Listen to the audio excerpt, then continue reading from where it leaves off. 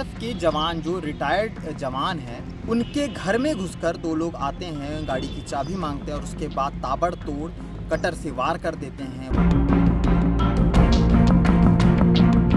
शंभू उड़िया कुछ नशा भी किया हुआ था। इसी बात पे दोनों के बीच विवाद हुआ है और विवाद होने पर उसके घर के अंदर घुस के इन्होंने उस पर कटर से वार किया है। रिवॉल्वर है, लाइसेंसी रिवॉल्वर से जो सीआईएसएफ के जवान है वो फायरिंग भी करते हैं। एक पुलिसकर्मी भी है और उसका कुछ ब्याज वाज का काम भी लाइसेंस के आधार पर ही चलता है। वो हमेशा अपने पिस्टल को अपनी कमर में रख के घूमता है।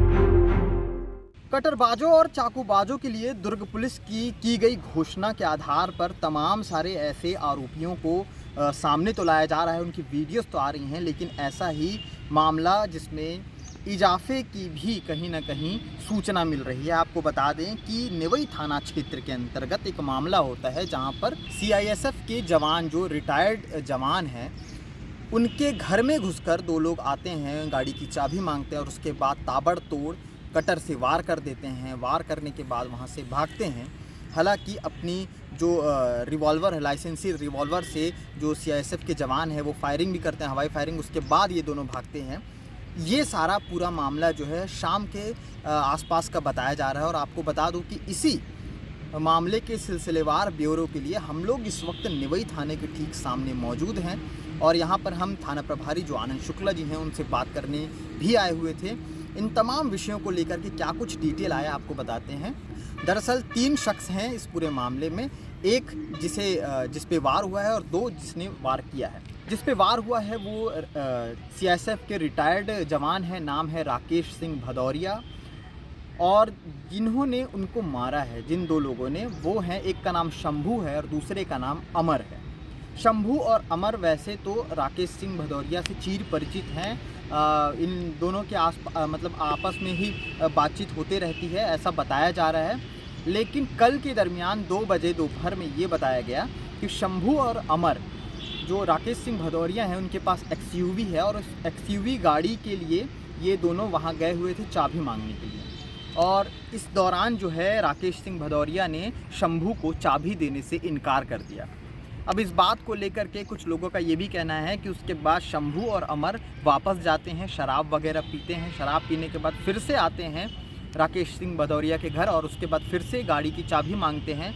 फिर से दोबारा जब गाड़ी की चाबी देने से इनकार किए जाने पर शंभू और जो अमर हैं वो ताबड़तोड़ हमला कर देते हैं और उन्हीं के घर में ही उनके ऊपर वार करते हैं। वार करने के बाद बताया जा रहा है कि राकेश सिंह भदौरिया के सिर के पीछे और शरीर के और तमाम क्षेत्रों में भी हिस्सों में भी जो है वार किया गया है कटर से और धारदार हथियार है, चूँकि खूनाखून हो गए थे। और उसके बाद जो है ये पूरी जानकारी हुई, पुलिस वहाँ पर पहुँची, जांच पड़ताल शुरू हुई। जांच पड़ताल के दौरान उन दोनों को जो है हिरासत में लिया गया। उसके बाद इनसे पूछताछ की जा रही है। आपको बता दें कि कुछ दिन पहले ही राकेश सिंह भदौरिया जो हैं उनको पिस्टल के मामले में, चूँकि वो अपने कमर में ही पिस्टल लगा करके घूमते हैं, तो पुलिस ने समझाइश दी थी कि इस तरह से पब्लिक में ना घूमें, बुरा असर या फिर कुछ भी गलत चीज़ें हो सकती हैं, फायरिंग भी हो सकता है। और उसके बाद उन्होंने आवेदन भी दिया था कि इस तरह की वो चीज़ें नहीं करेंगे। लेकिन कल जब घटना हुई उसके बाद, जब ये कटरबाजी वाली घटना हुई, उसके बाद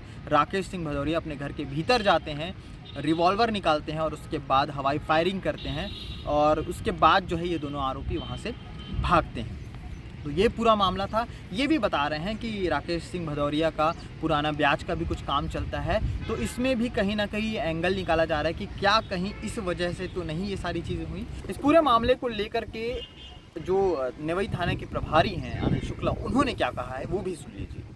ये मामला कल का है। कल राकेश सिंह भदौरिया है जो सीआईएसएफ से रिटायर पुलिस कर्मी है, उसकी लाइसेंसी पिस्टल है 5 राउंड वाली।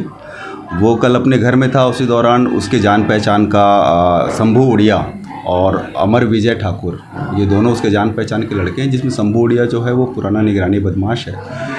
ये उसके पास गए होंगे और उसकी जो एक्सवी गाड़ी है वो घूमने के लिए मांगे हैं, क्योंकि शंभू उड़िया कुछ नशा भी किया हुआ था। इसी बात पे दोनों के बीच विवाद हुआ है और विवाद होने पर उसके घर के अंदर घुस के इन्होंने उस पर कटर से वार किया है। और कटर से वार करने के बाद आत्मरक्षार्थ जो राकेश सिंह भदौरिया है उसने अपना एक राउंड हवाई फायर किया है आत्मरक्षार्थ के लिए। इस पर दोनों आरोपियों को पकड़कर कार्रवाई की जा रही है और जो भी है वो अभी ठीक है। राकेश सिंह भदौरिया को जो कटर लगा हुआ है ठीक है, वो भी खतरे से बाहर है। ये दोबारा गए थे सर गाड़ी की चाबी लेने के लिए शाम के समय, ऐसा होता है?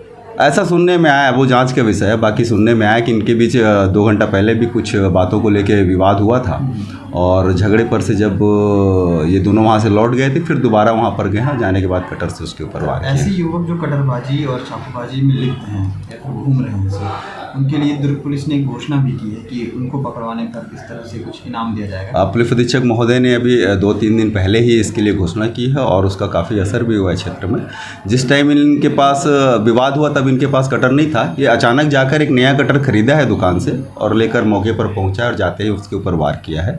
ऐसे लोगों के खिलाफ सख्त से सख्त दंडात्मक कार्रवाई करेंगे हम और एक उदाहरण पेश करेंगे ताकि भविष्य में इस टाइप का दूसरी घटना हमारे क्षेत्र में या फिर दुर्ग जिले में ना हो।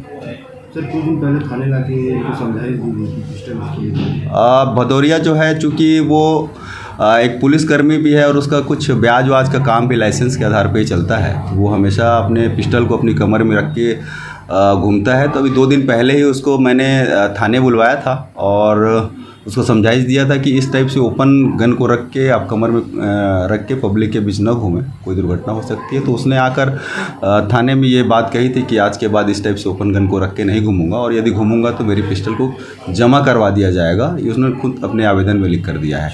इस आवेदन के आधार पर भी आगे की कार्रवाई की जाएगी। तो तमाम सारी चीज़ें हैं जिस पर अपडेट आना बाकी है। अपडेट आता है तो बिल्कुल आप तक पहुँचाएंगे। फिलहाल इतना ही। देखते रहिए KP न्यूज़। शुक्रिया।